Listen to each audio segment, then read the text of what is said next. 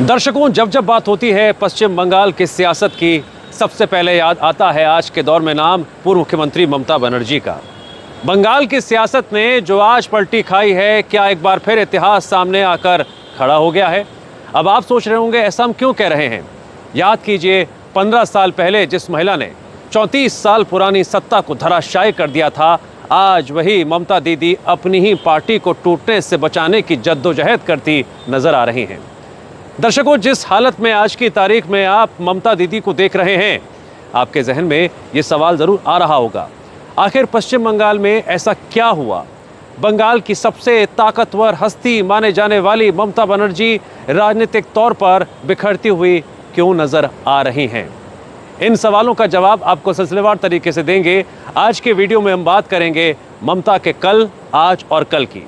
हम बात करेंगे उनके शिखर से शून्य तक के सफ़र की, उस राजनीतिक यात्रा की जिसमें ममता ने आसमान की बुलंदियों को छुआ तो आज पार्टी में टूट, बिखराव और जोड़ तोड़ ने उन्हें अर्श से फर्श पर लाकर खड़ा कर दिया। इसके पीछे क्या क्या फैक्टर्स रहे, इसके पीछे की अंदरूनी वजह क्या रही, सबसे पहले आपसे बात बता देते हैं आज के हालात क्या हैं। 2026 में यानी आज की तारीख में पश्चिम बंगाल की राजनीति में सब कुछ बदल चुका है, पासा पलट चुका है। 15 साल तक बंगाल की सत्ता पर काबिज रहने वाली तृणमूल कांग्रेस सत्ता से बाहर हो चुकी है। कभी मुख्यमंत्री आवाज से सरकार चलाने वाली ममता बनर्जी आज अपनी ही पार्टी में बगावत से चौतरफा घिरी हुई नजर आ रही हैं। एक तरफ बीजेपी की सरकार, दूसरी तरफ जांच एजेंसियों की कार्रवाई और सबसे बड़ी बात दर्शकों, ममता दीदी के उनके अपने विधायक उनके खिलाफ लामबंद और नेतृत्व पर तीखा वार और सवाल लगातार हो रहे हैं। वो भी एक वक्त था जब ममता बनर्जी को कभी बंगाल की राजनीति की सबसे ताकतवर महिला कहा जाता था, लेकिन देखिए वक्त कितना बदल चुका है। क्या ये उनके राजनीतिक जीवन का सबसे कठिन दौर है, सबसे मुश्किल परीक्षा है? अब ऐसा हम क्यों कह रहे हैं, ये समझने के लिए हमें करीब 50 साल पीछे जाना होगा। आपको ले चलते हैं फ्लैशबैक में। वो 1970 का दशक था। कोलकाता की गलियों में एक युवा लड़की कांग्रेस की छात्र राजनीति में अपनी पकड़ धीरे धीरे मजबूत करती जा रही थी।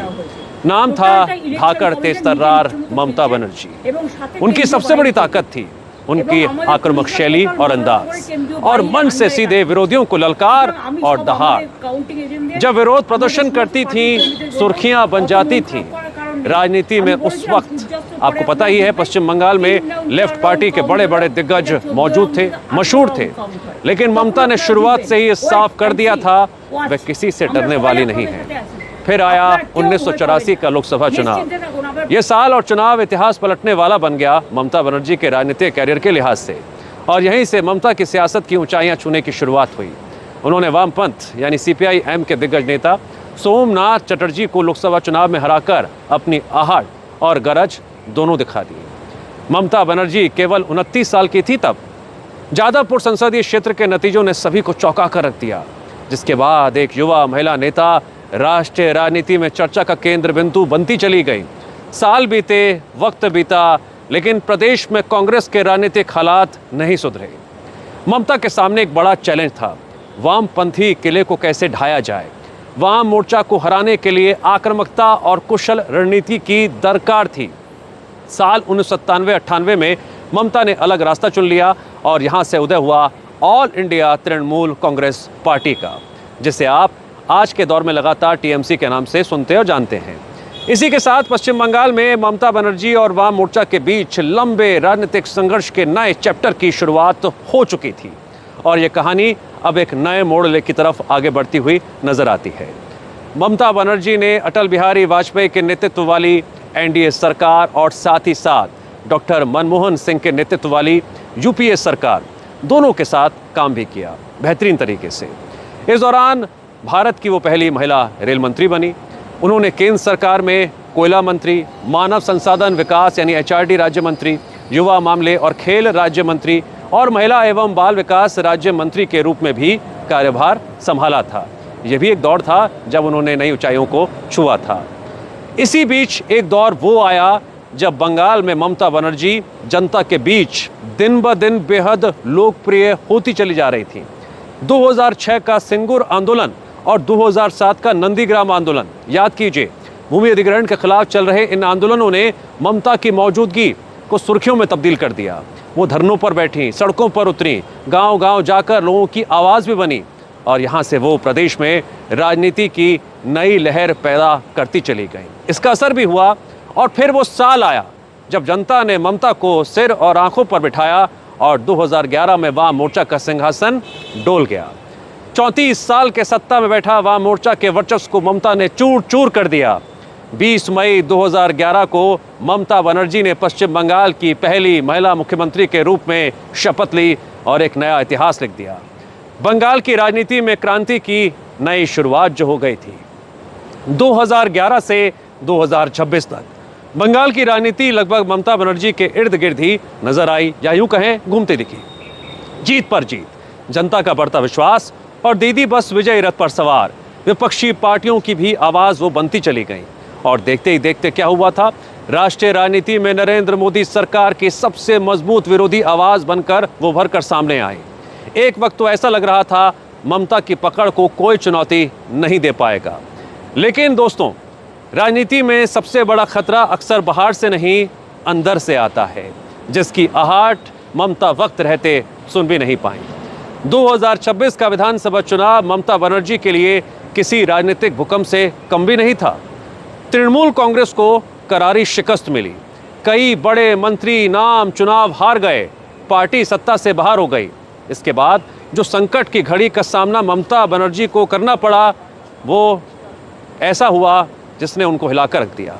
हार के कुछ ही दिनों बाद पार्टी के अंदर असंतोष और गुटबाजी का शोर खुलकर सामने आ गया। कुछ विधायकों ने कहा वे ममता बनर्जी का सम्मान तो करते हैं, लेकिन अभिषेक बनर्जी के नेतृत्व के खिलाफ हैं। दर्शकों, यहीं से तृणमूल कांग्रेस के भीतर सबसे बड़े आंतरिक संघर्ष की शुरुआत हुई, जो धीरे धीरे खुलकर बाहर आने लगी। अभिषेक बनर्जी लंबे समय से पार्टी के दूसरे सबसे शक्तिशाली नेता माने जाते रहे हैं, लेकिन चुनावी हार के बाद पार्टी के अंदर उनके खिलाफ आवाज मुखर होती चली गई। बागी नेताओं के तरफ से तीर बरसने लगे, सवाल पूछे जाने लगे, फैसला कुछ लोगों तक सीमित हो गए हैं और जमीनी नेताओं की बात सुनी नहीं जा रही है। ऐसे आरोपों से ममता बनर्जी घिरती चली गई। कई विधायकों ने खुलकर विरोध भी किया और फिर सामने आए ऋतव्रत बनर्जी। उन्होंने तो खुलकर कह दिया उनके साथ बड़ी संख्या में विधायक हैं और विधानसभा में नेता प्रतिपक्ष बनने का दावा पेश कर दिया। इसके बाद क्या हुआ, घटनाएं और तेजी से बदलती चली गईं। फिरहाद हकीम ने मेयर पद से इस्तीफा दे दिया। पार्टी के भीतर आरोप प्रत्यारोप का दौर और तेज हो गया। निलंबन हुए, बयानबाजी सामने आई और तृणमूल कांग्रेस के भीतर दो खेमे बन गए। पार्टी में टूट और गुटबाजी की वजह से ममता बनर्जी को राज्य की समितियों और साथ ही साथ संगठनात्मक इकाइयों के भंग करने का फैसला तक लेना पड़ गया। ये खबर सामने आते ही पार्टी में भूचाल आ चुका था। ममता बनर्जी ने अपने राजनीतिक जीवन में कई बड़ी लड़ाइयां लड़ी हैं। उन्होंने वाम मोर्चा को चुनौती दी, कांग्रेस से बगावत की, बीजेपी का जमकर मुकाबला किया और वक्त वक्त पर राजनीतिक संकटों का सामना भी किया। लेकिन दर्शकों, आज तस्वीर पूरी तरह से बदल चुकी है, उलट चुकी है, क्योंकि इस बार लड़ाई बाहर वालों से नहीं अपनों से है। वो अपने जो धीरे धीरे पराये हो गए। सिग्नेचर स्कैम के सवाल और बवाल में 2 विधायकों को पार्टी से निकाल भी दिया गया था। इसके बाद विद्रोह और बगावत की आंधी में ममता अलग थलग पड़ गई। अब आगे दीदी की सियासी जिंदगी का अगला चैप्टर क्या मोड़ लेगा, कीजिए इंतजार। ममता दीदी अपने राजनीतिक जीवन में सबसे मुश्किल लड़ाई जरूर लड़ रही हैं।